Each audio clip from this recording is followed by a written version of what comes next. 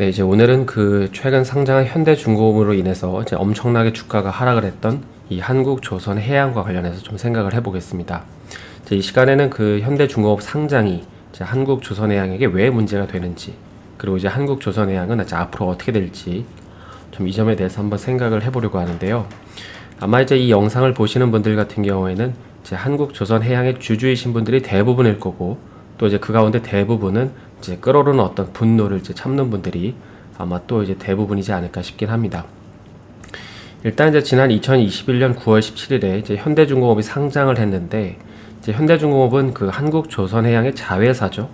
그래서 이제 이 당시에 상장한 그 현대중공업은 이제 따상에는 실패를 했지만, 반면에 이제 이 전 세계 1위 조선업체 현대중공업을 상장을 시킨 이 한국조선해양의 주가는 좀 어땠을까요? 이날이 이제 그날인데요. 보시는 것처럼 이제 10%가 넘는 이제 폭락을 했습니다. 그러니까 장대 음봉을 이제 달고 크게 이제 하락을 한 거죠. 그리고 이제 그 이후에도 이제 연일 하락을 하는데, 일단 이제 그 앞에 보면 뭐 8월 초 전까지는 이제 왔다 갔다 하다가 이제 8월 말까지 주구장창 하락을 하고, 이제 그 이후에 또 뭐 희망 고문을 하나 싶더니 이제 9월 중순부터는 이제 여지없이 이제 하락을 하기 시작을 하는 것이죠. 그런데 이제 사실 이때 그 한조양을 보유하고 계신 분들이라면 뭐 잘 아시겠지만은, 당시 이제 한국조선해양의 실적을 보면은 뭐 가히 이제 언터처블이었는데, 특히 이제 이 기사를 보시게 되면은 제 하이라이트를 쳐놨지만, 당시 이제 다른 조선사들보다도 이제 가장 먼저 수주 목표를 넘긴 곳이 조선해양이었다고 알려주는데, 이제 이미 이제 작년 7월에 그러니까 반년 만에 이제 수주액이 목표한 연간 수주액을 넘어서서 이제 130%가 넘는 그 수치에 도달을 했고, 이제 계약한 선종을 보더라도 가치가 높은 이 고부가 가치 선박들이 대부분 주류였다는 걸 알 수 있습니다. 그래서 이제 이런 기대감이 뭐 전부는 아니더라도 최소한 이제 주가에는 일부 좀 반영이 됐었어야 되는데, 하지만 당시 이제 주가를 보면, 그래서 이제 주가를 다시 보면 이제 소위 말해서 이제 크게 이제 박살이 났죠. 도대체 이유가 뭘까요? 왜 이렇게 좋은 회사가 상장이 됐음에도 불구하고 이 지주회사인 이 한국조선해양의 주가는 왜 이렇게 하락을 하는 걸까요? 바로 이제 역설적이게도 이 현대중공업이 이제 상장을 했기 때문이죠. 그리고 이제 이게 한국조선해양 주가에도 이제 악영향을 미치는 건데, 이제 그로 인해서 지주사 할인을 받기 때문입니다. 그리고 이제 최근에는 그 자회사로 두고 있는 삼호중공업도 뭐 상장 얘기가 나오고 있긴 한데, 아무튼 이제 현대중공업이 상장을 하면서 이제는 이제 한국조선해양이 현대중공업의 가치를 온전히 부여받지 못하면서 이제 소위 말해 지주사 할인을 받게 됩니다. 그래서 이제 얼마나 할인되는지 단순 계산을 한번 해보면, 이제 그 현대중공업이 상장된 당일에 이제 시가총액을 보면 여기 나와 있는 것처럼 이제 9조 8,982억 원이었는데, 근데 이제 현재 그 한국조선해양은 이제 현대중공업 지분 한 80%를 들고 있죠. 그래서 이제 당시 현중의 시총인 이제 9조 8,982억에서 이제 80% 지분 가치를 계산해 보면, 이제 한국조선해양의 시가총액은 이제 7조 8,888억이 나옵니다.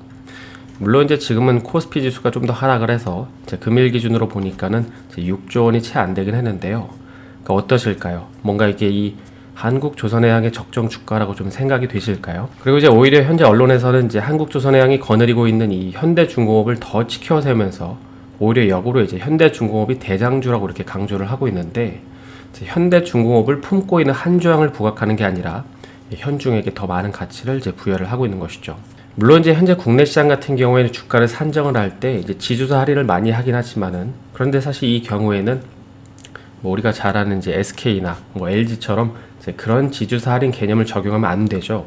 그러니까 한조양도 이제 같은 지주회사로 불리긴 하지만, 사실 그 저변에 깔린 논리를 보면 이제 완전히 다르기 때문입니다.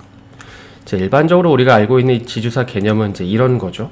현재 그 한국에서 어떤 기업이 이 지주사로 전환되는 과정은 이제 대개 이렇습니다. 무조건 이제 이 방식을 따르는 건 아니지만, 이제 최근에 이슈가 됐던 포스코로 좀 예를 들어보면, 먼저 이제 이 포스코라는 그 철강업을 하는 회사가 있었는데, 현재 이제 포스코는 이제 본인이 그 철강 사업을 메인으로 하고 있는 가운데 뭐 인터, 뭐 건설, 에너지, 케미칼, 그러니까 이런 이제 회사들을 이제 거느리고 있는 회사가 있습니다. 그런데 어느 날 이 포스코가 이제 지주 회사로 전환을 하기 위해서 이제 인적 분할을 이제 단행하기로 결정을 합니다. 이 인적 분할이라는 건 이제 말이 좀 어렵지만, 그러니까 쉽게 말해서 이제 가로로 세로 가로가 있으면은 이제 가로로 분할을 하는 거죠. 그러니까 이제 포스코가 원래 본인들이 사업으로 영위하고 있던 철강업을 제외하고 나머지 뭐 인터, 뭐 건설, 에너지, 그러니까 이런 회사들을 이제 새로 만드는 신설 회사로 이제 보내버리는 것입니다. 그래서 이제 이렇게 생긴 신설 회사의 이름은 이제 포스코 홀딩스이고, 주주의 구성은 이제 당연히 기존의 이제 포스코의 주주 구성과 동일하겠죠.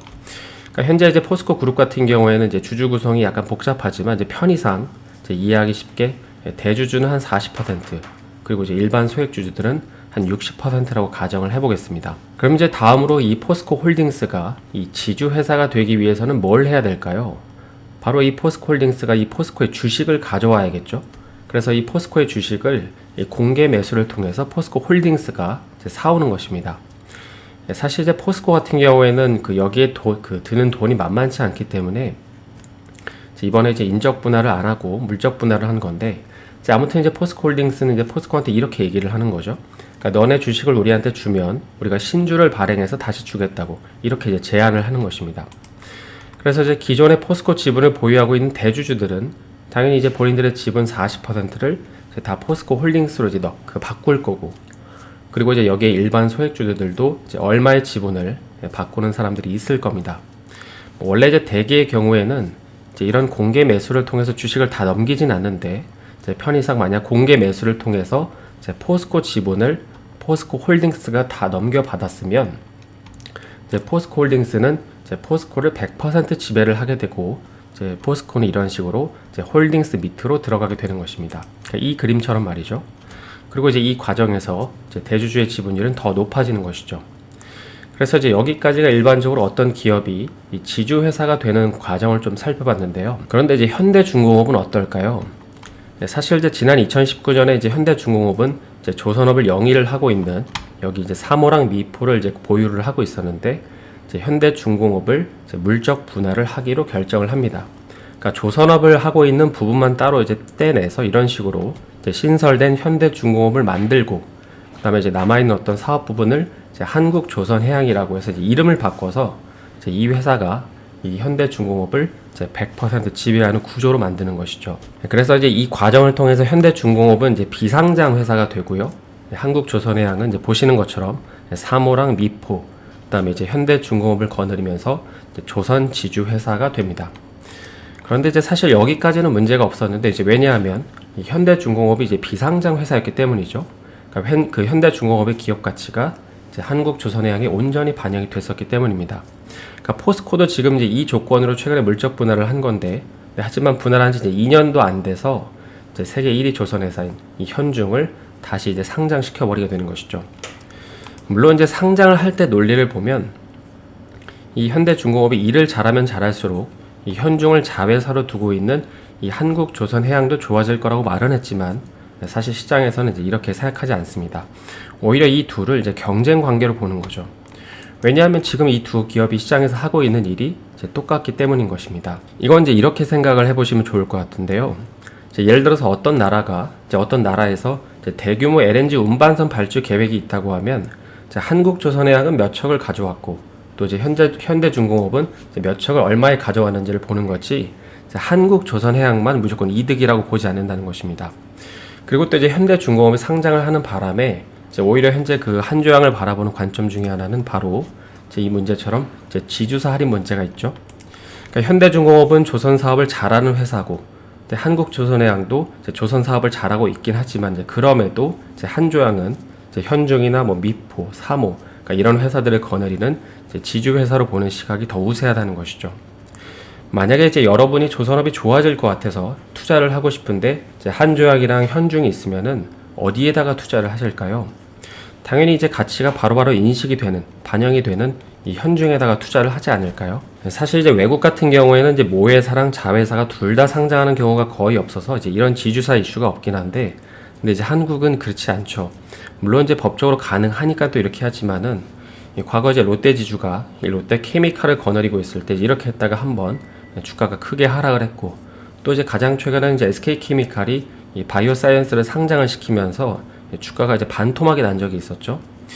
근데 이제 여기서 한조양이 더 문제가 되는 거는, 지금 이제 한조양이 거느리고 있는 이 회사들을 보면 뭐 반도체나 화학, 제약, 그러니까 이런 식으로 다 업종이 이제 그 제각각이 아니라 이제 미포도 조선이고, 그다음에 현종도 조선이고, 그다음에 이제 삼호도 조선업에 속해 있다는 것입니다. 그러다 보니까 시장에서 볼 땐 배를 이 중에서 한 척이라도 더 가져오는 회사가 더 잘하는 것이죠. 그래서 이제 최근에 그 한주항의 주가를 보면은 연일 이제 하락을 하지 못하고 있는 건데, 그런데 이제 최근 이러는 상황에서 보시는 것처럼 이제 한국조선해양은 이제 또 자회사로 두고 있는 이 삼호중공업을 상장시킬 거라고 합니다. 만약에 이제 현재 알짜배기 역할을 해주고 있는 이 회사마저 상장이 되면 어떻게 될까요? 아마 이제 결국에는 이 기사의 제목처럼 이제 더블 카운팅 얘기가 나올 수밖에 없고, 주가는 아마도 더 하향 조정될 수밖에 없지 않을까 싶긴 합니다. 그래서 이제 아무리 조선 업황이 좋아진다고 한들 그 수의 강도는 상대적으로 이제 다른 기업들에 비해서 좀 더 약해지지 않을까 싶긴 합니다. 사실 이제 하는 일은 하나인데, 조선업 하나인데 뭐 모회사, 자회사 이렇게 쪼개서 상장을 시키는 게 좀 안타깝긴 하죠. 그래서 이제 오늘은 간단히 이제 한주항이 처한 현실과 또 이제 현중 상장이 왜 이제 한주항에게 좀 엄청난 악재인지 그 점에 대해서 좀 간단히 살펴봤는데요. 남은 하루 마감 잘 하시고 저는 내일 다시 인사드리겠습니다. 오늘 영상이 도움이 되셨다면 좋아요와 구독 부탁드립니다.